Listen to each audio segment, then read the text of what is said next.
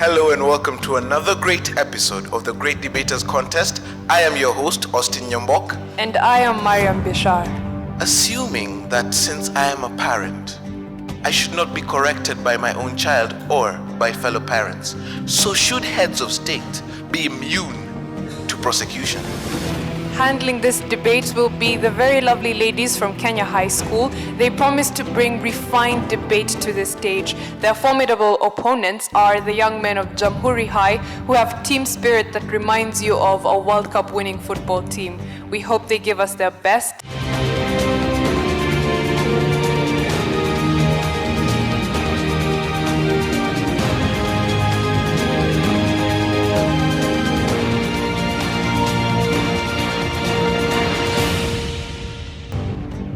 The motion this week is heads of state should be immune to prosecution.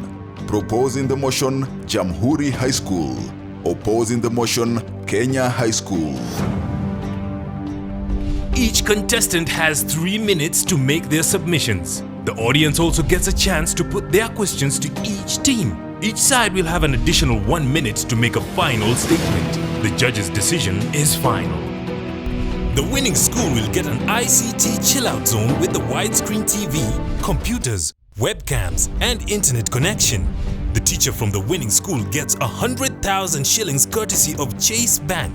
The winning students each get a tablet courtesy of Safaricom, a gift hamper from Unilever, and a gift hamper from mimi.co.ke. And together they all win the title, The Great Debaters. May the best school win. Proposer number 1, you have 3 minutes. I'm here to propose the motion which reads, heads of state should be immune to prosecution.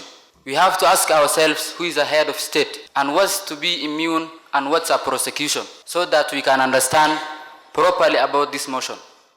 A head of state is a leader of government or a sovereign country. It's a highly ranked constitutional position in any sovereign state. To be immune means to be protected and shielded from something that you are able to avoid it. And prosecution is process of conducting a legal proceedings against somebody in a court of law. It's a process of trying to prove that somebody is guilty of committing a crime in a court of law. Going to my points about this discussion is that a leader, a head of state is a national pride, is a national unity. He is a symbol of national unity, a symbol of national pride, a symbol of national coherence. We regard these leaders as being inviolable as well as being sacred. So if we take such leaders to court to prosecute them and to try to prove them guilty, what are we doing?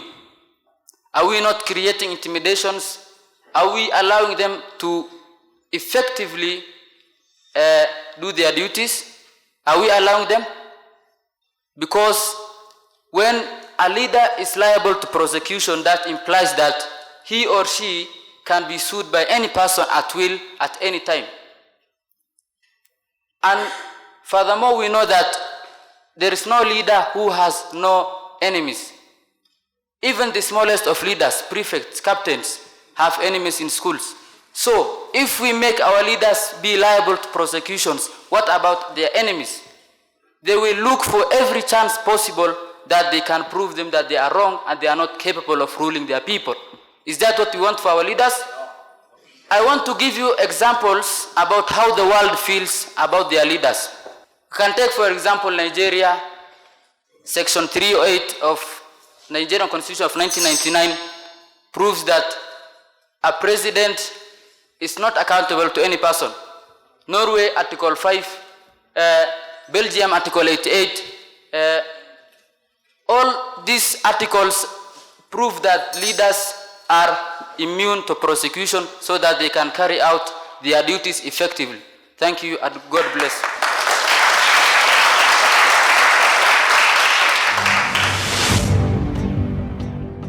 Kenya High School, you may give your opening remarks. You have 3 minutes. Good day, everyone. Evening Kihara from the Kenya High School. The proposer has said that a head of state is a head of government. Now, a head of state is not necessarily a head of government. Just to give you an example of the United Kingdom, the Queen is the head of state. However, she's not the head of government.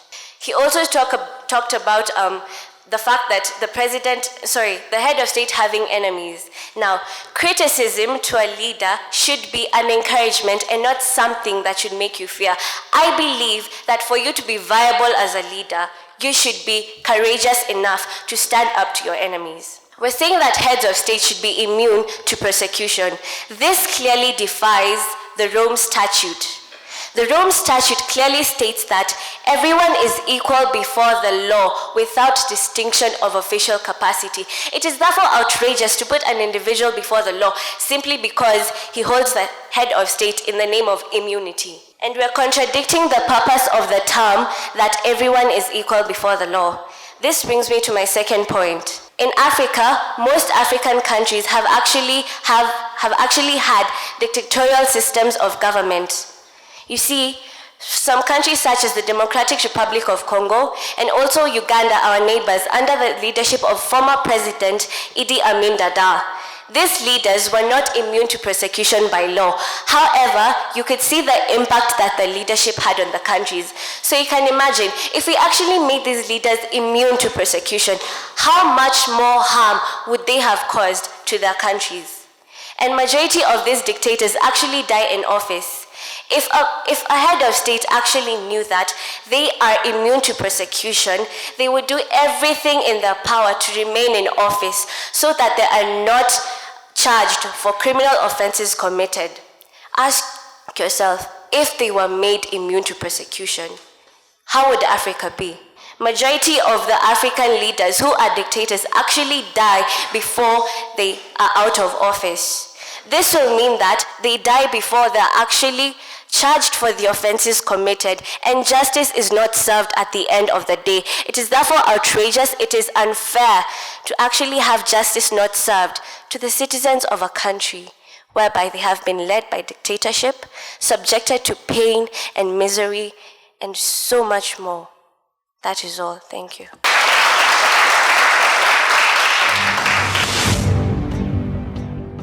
Time now for rebuttals from the proposing team. You have 3 minutes. Thank you for giving this opportunity to speak in front of you today. I go by the prefix Edson and the suffix Amugune. In front of you is a person who is extremely disappointed by our very worthy contenders over here, Kenya High, for not clearly knowing what they are talking about. Kenya High are talking about Rome Statute. This Rome Statute is in line with the international law, which clearly provides for presidents their immunity as heads of states. So I'm wondering, what are they talking about? First of all, before I go to my first point, I want to correct them. Because we are trying to say that we are not refusing a leader to be charged. We're just giving a leader immunity during his tenure in office. Are we together? On to my first point. According to Kenya's constitution, Article 153, Chapter 12, it states clearly that no head of state or president should be charged or given criminal charges during his tenure in office. In accordance to the same is the international law, which states clearly that no head of state should be charged during his tenure in office. So who are we to go against the Constitution? Who are we, moreover, to go against the international law that has been accepted all around the world? Now you tell me. I want to talk about religious doctrines. All of us, I guess, believe in religion. And I've read a number of religious doctrines, from Bibles to Qurans to all the Hindu religious books. The Bible states clearly in Proverbs 21:1, you can confirm that please, that the king's heart is in the hand of the Lord. And in Romans 13, it says that the Lord gives authority to the leaders. Now let me ask you, my fellow countrymen, let me call you that for once. How can we go against the Constitution and then go against God? Is that logical? Is it really logical? Yes, that's pretty amazing. Anyhow, let me not exhaust all the points since time is up. Thank you.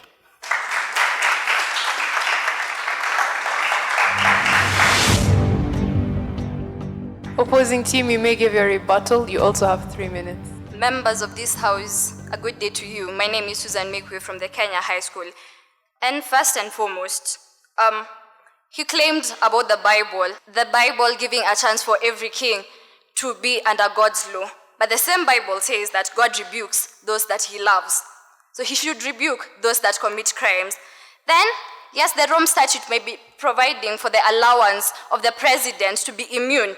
But that is why we are here. That is why we are debating and challenging that law, because we need to change it. That's why we are here. So I'll go to my points. Daniel Bekele, a political activist, once said that the notion that heads of state should have immunity for war crimes, genocides, and crimes against humanity is not only appallingly self-serving, but also repugnant. Why should the perpetrators of violence be the ones to rule us, be the ones to serve us, be the ones to preach peace to us? Aren't they preaching water and drinking wine? Those are the same people holding human blood. Those are the people who are corrupt.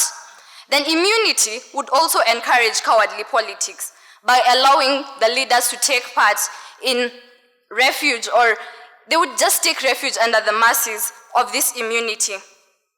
The system would encourage them not to censor themselves.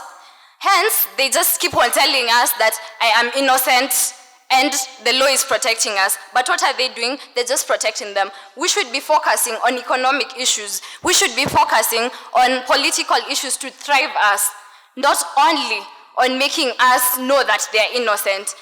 The fact that they have been accused against something means that they have already a case to answer. Then Pepe Minambo, in his book, Beatitude of Success, defines leaders as agents of transformation, shapers of nations, and dealers in hope. Leaders should be examples to our nations. Leaders should not be the ones committing crimes. And yes, if they do, it's okay. But why should they commit crimes when they are in power? They should be aware that they are the ones to light the path for us. They are the ones to show us the way forward. Fourth, absolute power corrupts absolutely. When you give them immunity, you give them a leeway to make mistakes. You tell them that they can do what they wish as long as they are in power. You tell them that you can be corrupt, you can promote tribalism. But that's not the case. If these people are counted at first, that is what will help us, and especially as Africans. This should not continue. Presidents and heads of state should face prosecution. They should not just be let go. I rest my case. Thank you.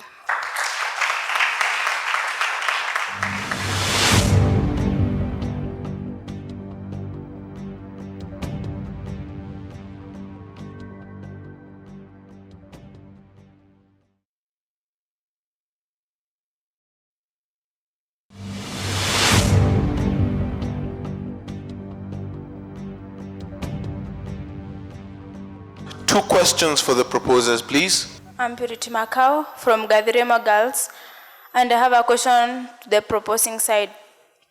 They have really misquoted the chapter 12 of the Kenyan Constitution.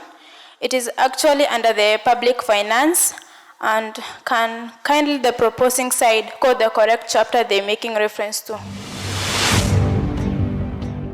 Thank you very much. I'm Johnson from the High School, and my question goes to the proposers. How is this motion going to be beneficial to the citizens of Kenya? Can you please elaborate? May we have two questions for the opposing side, please? My name's Nicholas Mutinda from High School. My question goes to the first opposer, who stated that we have dictators who have left their powers before they are prosecuted. I would urge him to tell us about the examples of dictators who have been prosecuted before, who have died before they have left their powers. I'm Frank Agina from Starry Boys. My question is about the prosecution of heads of state. As you've seen in the Kenyan case, the Eurobond, one of the risks under the Eurobond is the ICC cases. Do you think it will make us economically unstable? Third speaker from the proposing side may take the stage. Thank you, ladies and gentlemen, for giving me this opportunity. I'm Mohamed Ahmed from Jamhuri High School. Going to the first question from our young lady there, who disputed our quotation from the Constitution. According to Article 153 of the Constitution, it states that any head of state is not liable to prosecution while during his tenure of office. So I would like you to check that on better. And the other question was, how will this motion be beneficial to the citizens of this country? How will a head of state being immune to prosecution be beneficial to us? Well, the head of state was elected by the people to serve the people. Now, how will this be possible if the head of state, he has to make regular appearances in court? How will this be possible? The president must be present 24 hours a day, 7 days a week for the people to serve him. And going to my point, the foreign states may declare our head of state a persona non grata. Who is this? This is a person who is generally not welcome in other states. Can we afford to do that? Our head of state, he visits our country and he's told, you cannot enter this country. How is that? So, please, to those who are saying that, I will request you to find and keep and take your righteous mind, because you seem to have obviously lost it. The other thing is about the constitutional crisis. If any head of state is removed from office before his time, the general 5 years, and also some other countries, they have another time limit. But if a head of state is removed from the office before his 5 years, this will lead to a constitutional crisis. It can even lead to civil war. If, for example, in Kenya, we had in 2007, we had elections, and one party, it was not agreeing with the election result, and there was chaos. What if now we remove a president who has still not yet served his time? This will lead to even more violence, which we do not want surely as Kenyans. On 21st November 2013, the sitting of state parties argued that incitement of head of state, it will lead to instability and insecurity in Africa. And that's what has been leading to insecurity in Africa. For example, in Egypt, when Mohamed Morsi, he was being removed from the office by the general and Sisi, there was protests in the country. It even led to the death of many people. Why? Because the head of state who was sitting was removed from office before his time even had reached. When a head of state is in trial for any criminal proceedings, his country has the risk of facing economic sanction, as we have seen. For example, in Libya, when Muammar Gaddafi was there as the sitting head of state, they were facing economic sanction just because their leader was being accused of something. That's a mere suspicion. We cannot allow citizens to face that just because of the wrongdoing of one person. Thank you for listening.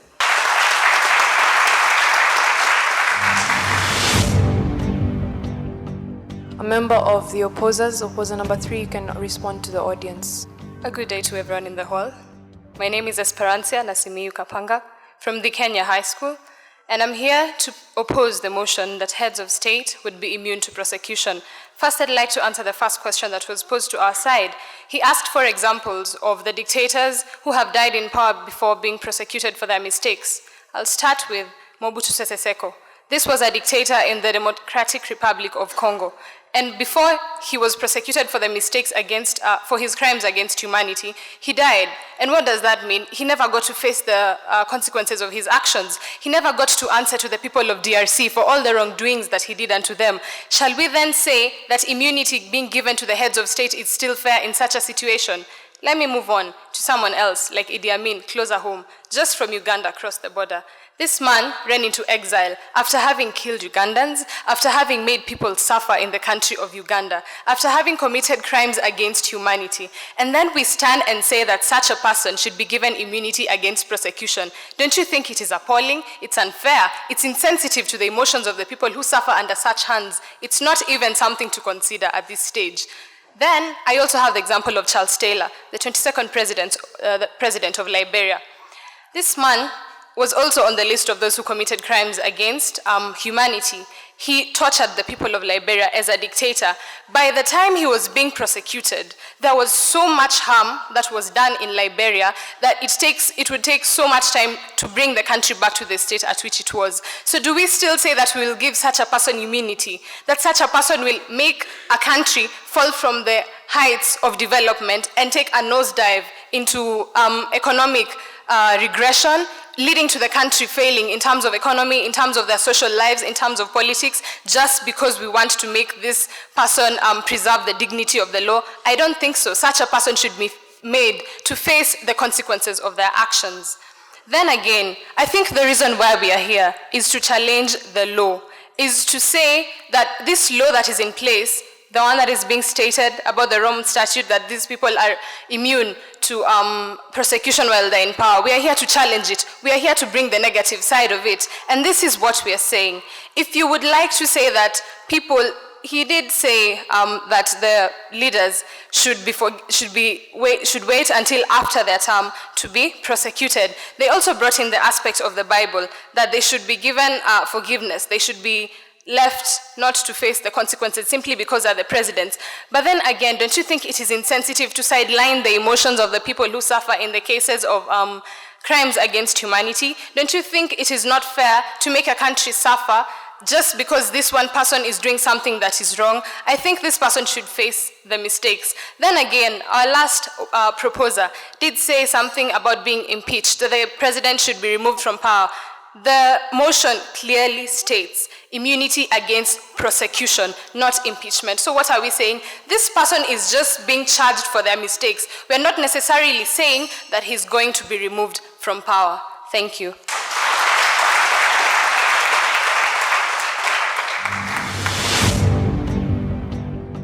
We'll now get closing remarks from the proposing team. You have a minute. Ladies and gentlemen, I think the young lady is forgetting one thing, that a prosecution can lead to impeachment. Because if you are found guilty, then you can no longer be the head of state. Gandhi believes that one must accord respect and love to his opponents, even if they are shallow debaters. A small hole can sink a whole ship. So you don't have to remove a speck from somebody's eyes when there is a log in your eyes. The problem is not with our leaders. And I affirm that the problem is not with our leaders. It is with me and you, because we are the ones who put them in place. So if you are the one who put him in place, why do you want to prosecute him? Why not wait until he finishes his term and not choose him again? Thank you, and God bless.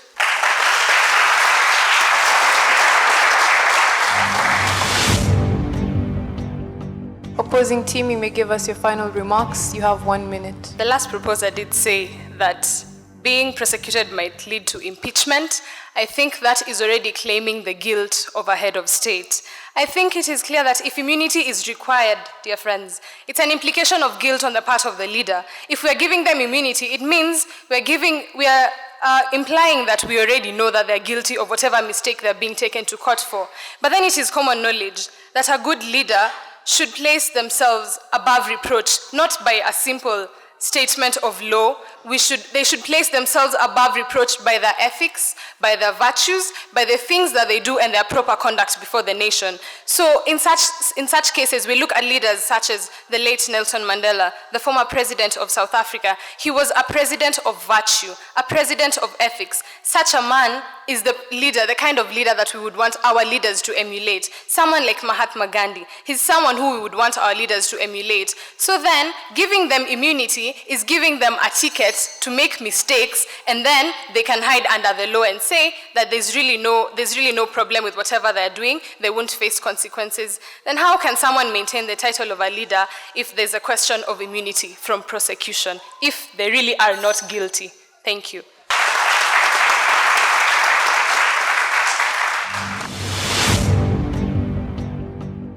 Jamhuri High School, Suleiman, thank you for defining the terms and the motion. Fair mastery of language, use your quotations well, a small lake will sink a great ship, all right?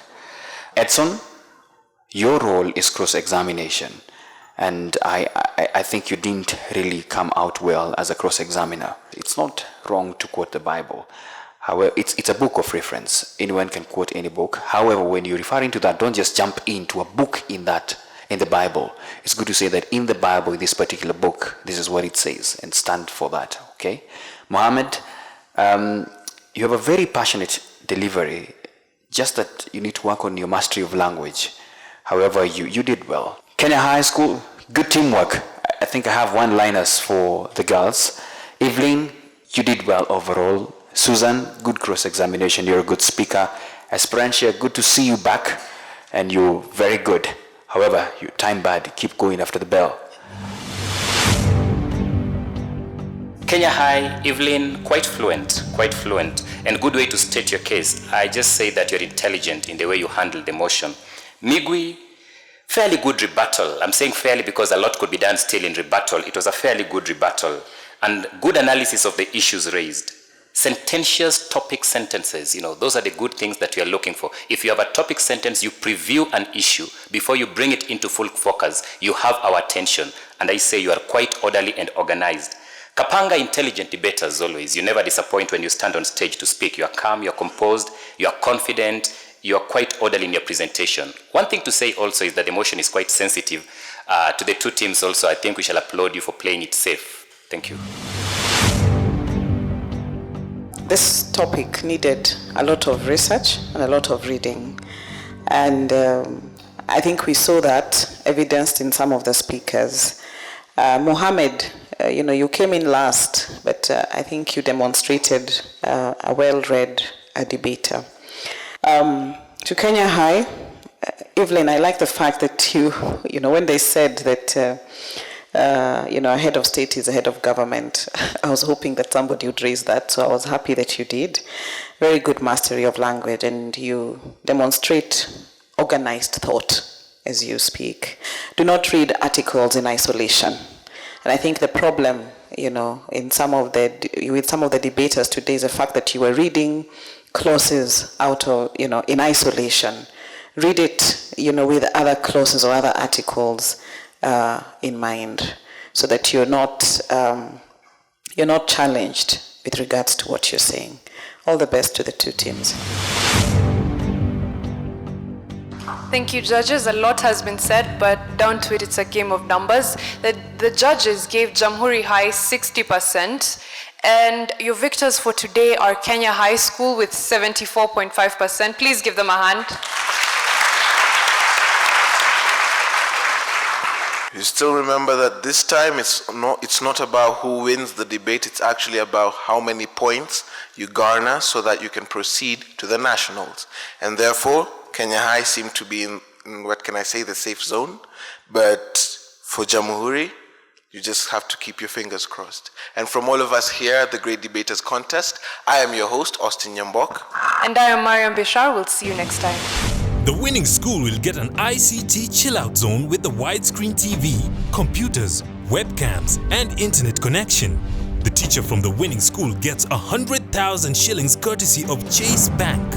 The winning students each get a tablet courtesy of Safaricom, a gift hamper from Unilever, and a gift hamper from mimi.co.ke. And together, they all win the title, The Great Debaters. May the best school win.